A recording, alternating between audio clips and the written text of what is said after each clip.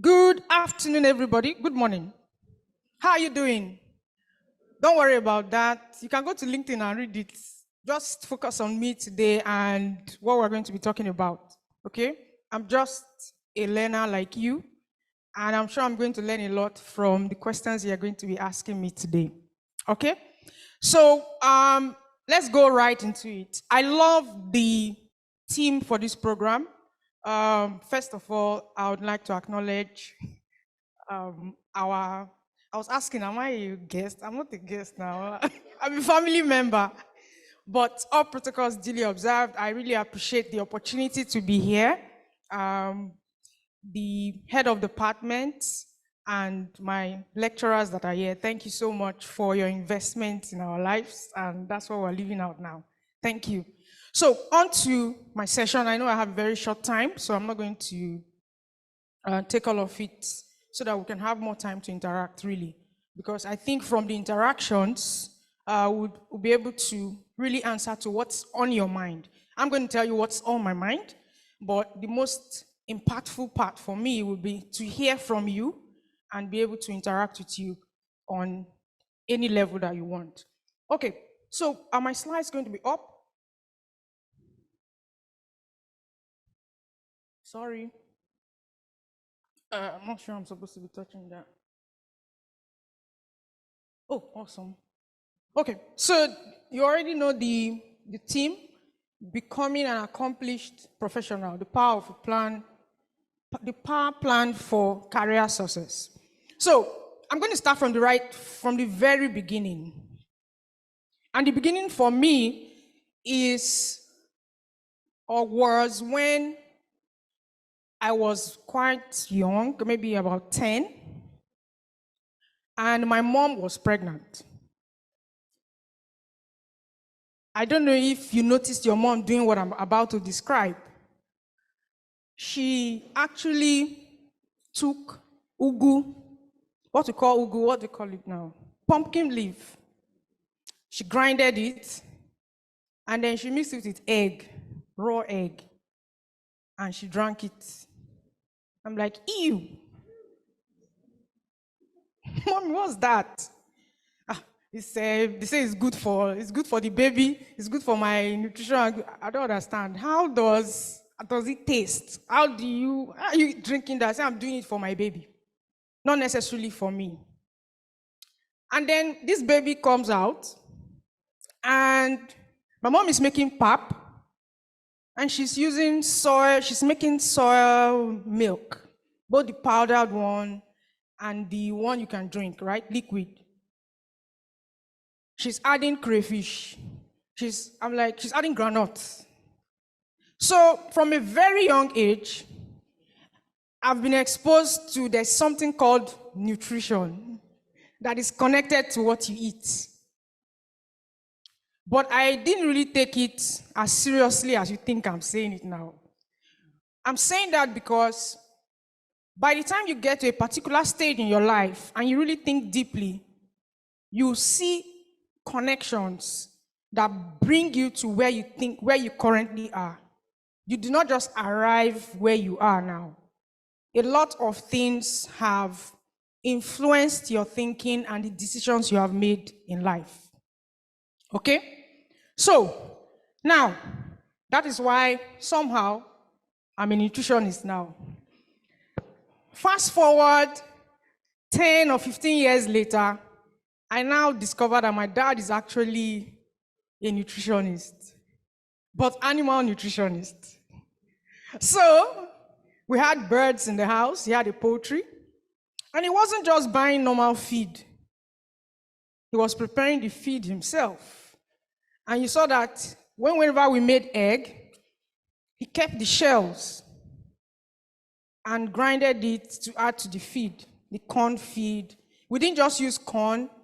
I think he used to allow it to germinate. They call it malting. So all these things I was observing as a child growing in a home, and eventually has led me to where I am today. So nutrition for me was a lifestyle at home, where meals were not just decided on availability, They were decided on a design of, have we eaten carbohydrate, protein? So they were very conscious about nutrition in my house because mom and dad somehow were nutritionists. Now, how does that in any way connect to your career plan and your career success? Like I said earlier, I'm just trying to remind you or get it to you to understand that whatever you are right now, wherever you are right now, it's a product of decisions that you have made, right? And to a very large extent, you cannot blame anybody for where you are now. I know we have reasons. In fact, I saw a quote recently that says, family background as a reason for poverty ended when you are 30. I know you're not up to 30 yet. But you can't give that as a reason anymore by the time you are 30. So,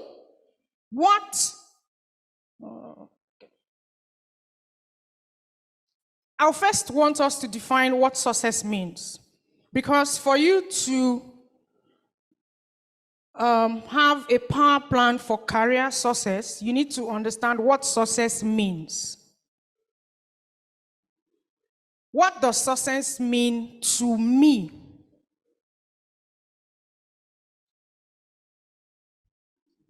What does success mean to you? My definition of success is very different from your definition of success. Now we're talking about your career. Okay? We're talking about your career. Your definition of success is very different from the definition of success of the person sitting by you. So before you can even design that power plan for career success, you need to actually decide and define and describe what success actually means to who? To who? To me, to you. You cannot define success based on what some other person has described success as. You know why? Because you might get same thing and do not feel successful, or that sense of fulfillment or peace that you really think you are going to get by the time you are successful. Okay? So first thing, what does success mean to you? Is success financial independence? Money? Or is success global recognition? Like a Nobel Prize? Or does success mean peace of mind? I have everything I need, I'm comfortable, I'm at peace, I'm not owing anybody, right? Nobody is owing me, I'm living my life, I'm not in Lagos traffic. We talked about Lagos traffic this morning, so I had to add that there. Honestly, this is success for somebody. The fact that they don't have to worry about anything. So they don't have to have billions or millions of dollars. They just have to have enough and they're fine. So you cannot compare the hustle of someone who global recognition is the definition of success for them, and the hustle of someone who peace of mind is the definition of success for them. So if peace of mind is my definition of success, I will be killing myself if I try to follow the pathway of the guy or the lady who is looking for global recognition. Is it a healthy family? Is it a political position? You want to be the Minister of Health or Youth and Sports, whatever. You need to define, that's my point really, what does success mean to me as an individual? What does it mean to me? Once you know what success means to you, the next thing is for you to now sit down and evaluate your current situation. if success is global recognition, for example, if my definition of success is global recognition, and I'm currently a 300 level student of Department of Human Nutrition and Dietetics, it will be rather unrealistic for me to be aiming to have global recognition in 1 year time as a renowned nutritionist all over the world. Are you getting my point? Yeah? A 300 level student who wants to have global recognition as a renowned nutritionist in 1 year time all over the world. It's not realistic. Okay? So it goes back to, so first of all, sit down and think. Evaluate your current situation and your current status. I'm a student. I'm in 200 level. If, what was the other one? Financial independence is your definition of success. Then I think while all of us are hustling to graduate with good grades, first class, second, the person who financial success is his or her will not be thinking about second class.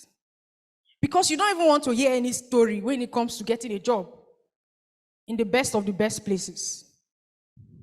So the way that person is going to be burning the midnight candle is very different from the way the person who wants peace of mind. They just want to graduate without any receipts or what they call it now, yeah? That's all. They just want to graduate. You are the one that is looking for global recognition. I did not send you. My own is peace of mind. Okay? So most of the time, we focus on other people, what they're doing. We feel bad about ourselves. We're not measuring up. But the reason we're having those confusions in our thoughts is really because we don't even have a definition for ourselves. What does success mean to me? And in what position am I now to begin to trace my pathway or plan my pathway or design my pathway towards the meaning of success for me? There's something I used to hear when I was student here, and I think it's still correct. Nutrition is individualistic, right? You cannot plan a nutrition program, or let me say a meal plan for, you have to individualize it, right? And it's the same thing I'm talking about success. Don't run another person's race. Okay. In this evaluation of yourself and your current status or your current position, you need to don't deceive yourself. Be very truthful to yourself. Actually, it's your plan. So you need to, there's nobody to deceive. I'm not saying, you're not going to share this with anybody. It's something that you have for yourself. A vision, a plan for yourself. So you have to, you do yourself the favor of being truthful. I'm sure you've heard about SWOT analysis before. Have we heard about SWOT analysis before? Yes. So what are your strengths? So in this evaluation, I'm trying to break it down, right? In being truthful to yourself, what are my strengths? What are my weaknesses? What are the opportunities around me? And what threats, what things can stop me from achieving whatever I want to achieve? Your strength can be that you are a very good communicator, right?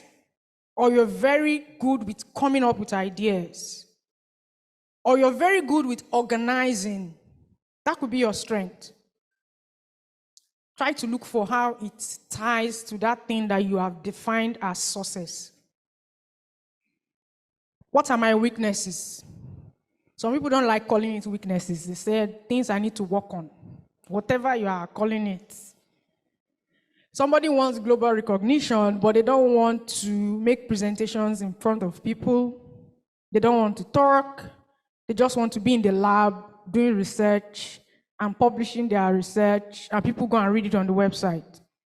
Might work for you, but in the world that we are in now, you know they used to say, blow your trumpet. Now, it's not only trumpet, though. We blow everything. Because if you don't blow it, someone else who is not even doing 0.5% of what you're doing, we blow their trumpet so loud that nobody will hear your whistle. Okay? So, if your weakness is, or something you need to work on is that you're shy, you don't like to be in the public space, then you know you need to work on it if you want global recognition or whatever. Opportunities. You are so lucky. I don't know, I hope nobody did. Okay, let me start. Are these all undergraduate students? Oh, okay. Okay, so let me, I'll say something, but take it in the context of this room. What I want to say is that you're very, very lucky to be in UI, in this department. You know why I say that? Because my first degree wasn't here. And I know the stark difference between the opportunities you have here and the opportunities I did not have where I was coming from. You can go and do detailed research and go and find where I'm coming from, so I won't mention it, that's why. Okay? I was telling someone, it's so beautiful that you can actually interact with your lecturers. No matter how afraid you are of them, let me tell you now, they have your best interest at heart. You can talk to them, you can ask questions. We even had an opportunity to get a grant as students to do a project. Hey, in which school? The one I went to. So, and the lecturers here are exposed. They know what's happening around the world. So when they're teaching you, they're giving you global examples. One of my lecturers in that school that I went to, right, was posting about using a notebook that he used when he was in Uniben to teach us. And he was angry that somebody's notebook was torn. This note we are seeing now, I used it in Uniben. It's still together. I'm still using. I'm like, God, that's what you're using to teach me. And this is science. Science is improving every day. So how come you went to school in the 70s or in the 80s and I'm in 2004, 3, and you're boasting about the notebook? Jeez. But that doesn't happen here, honestly. I'm very sure that a slide that was developed for your class last year has been updated. Everything might not change, but things have changed in that slide. So I'm talking about opportunities. Just that you're in this school is an opportunity. Just that you have the kind of lecturers you have here is an opportunity. So use it, in case you did not know, it's as part of your opportunity. You are young, whatever other opportunities you see around, you have the internet. There are a lot of things happening that are opportunities for you that you can tap into. What are the threats? One of the major threats will be distraction, especially for young people these days, right? We have our mobile phones now, any small beep or any small vibration, and then you're already thinking of who is sending me a message, what am I going to check? So do an honest SWOT analysis about your current situation, the opportunities you have around you, and how you can take advantage of those opportunities as you plan towards what success means to you. Okay, so I call these ones the usual professions, right? Professional opportunities when you are coming to study nutrition. I should ask you people self. Okay, one is already out. The first one, many of us want to come and work with NGOs, right? Who wants to work with an NGO after graduating? Nobody. Okay? Okay, which other opportunity do you know? Guys, don't fall my hand though. Academics, yes. What? Friesland. Yeah, so non-profits, companies like Friesland, Nestle, some of us are going to work in the hospital. So in your mind, I want to believe, because sometimes I can say this and it might not be true, I want to believe that in your mind, somehow, as you are studying this course now, you already have an idea of where you want to work. Okay? So these are the usual suspects, like non-profits, hospital, academia, for the government. So maybe as nutrition officer, or in the government sector, and many other examples, like private sector, like my colleague just mentioned. Okay? So if this is what you're looking at, take note of it. What are the criteria? There's something I usually do. When I'm aiming at something, I look out for adverts about that thing. And then look at the criteria. What is the eligibility criteria? What do I need to have to get this kind of job? And then I begin to walk towards that. Okay? So you can do that. If your career, your plan is about any of these. Then we have new opportunities. We have new opportunities. The Internet of Things, tech. I hope you're not wondering why I'm talking about tech in the nutrition class or school. No. There's a big opportunity there. There are applications that are being developed to help people stay fit. I don't know how many nutritionists have designed one. So it's an opportunity. Nobody's saying, the funny thing is that you do not have to go study coding or programming to actually do anything here. But even just taking advantage of those platforms is an opportunity on its own. Okay? I do not know how to code. I do not know how to program. Maybe one day I will learn, right? Because things are changing and I need to learn.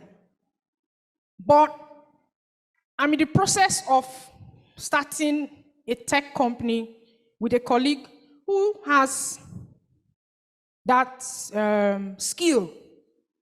And it wasn't my first idea. It was his idea. And he approached me because he needed a nutritionist to be on the team. Because you can't be designing a product, an app, that will serve a nutrition purpose without a nutritionist in your team. And I'm not the one bringing all the funding, but the book, when I read for how many years, don't they pay? Sorry, I'm Delta. Pidgin English has to enter somewhere. But yeah, so the fact that I have a PhD in nutrition made me, in quotes, a valuable team member for that tech company, right? Now, the first reason, The first reason when I came in for my PhD, I remember one of the questions I was asked was, why are you coming for a PhD?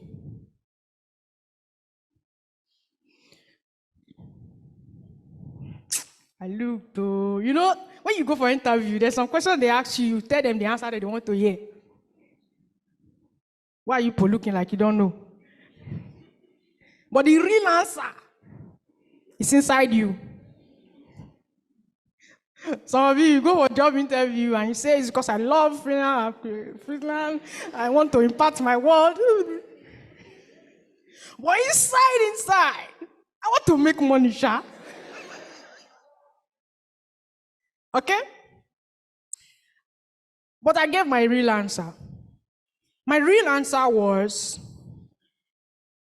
in Nigeria, if you want to be a thought leader, if you want to speak and people will listen to you in a field, you need a PhD. So every time I felt like giving up during my PhD, I remember the answer I gave to that lecturer.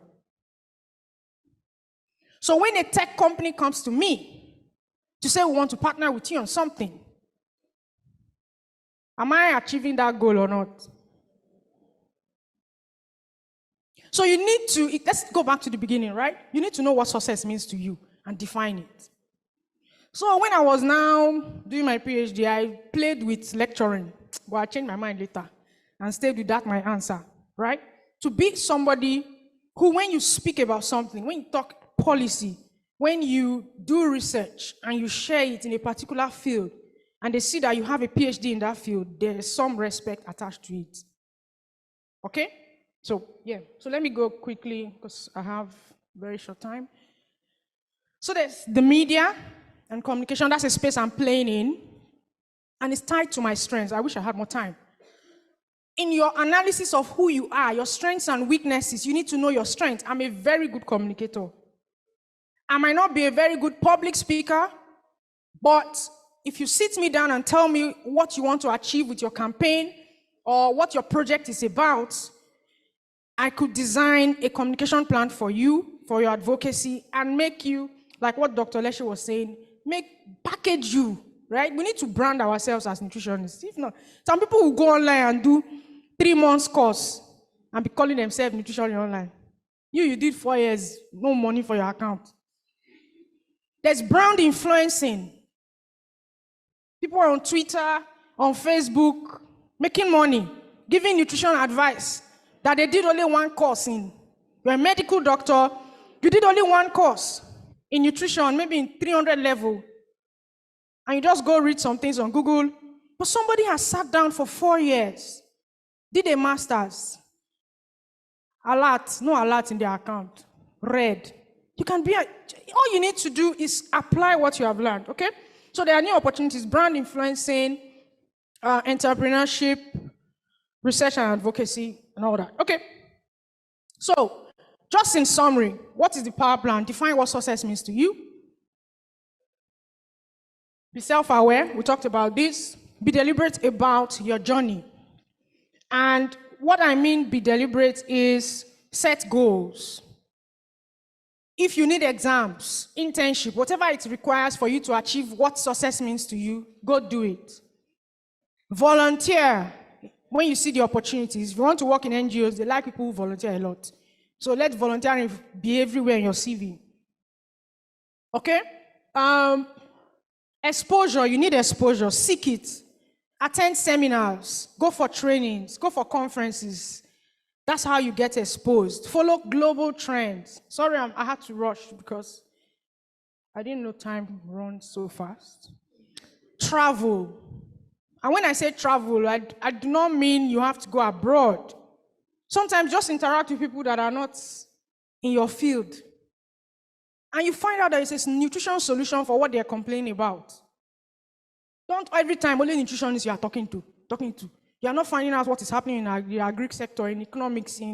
Those are things that can broaden your mind, okay? Interact with people outside your field, and then look for problems. People pay to those who can solve their problem. So look for problems to solve. Don't run away from problems. In conclusion, so you can do all these things, but if you have a very bad attitude, you will not be able to accomplish them the way you want to.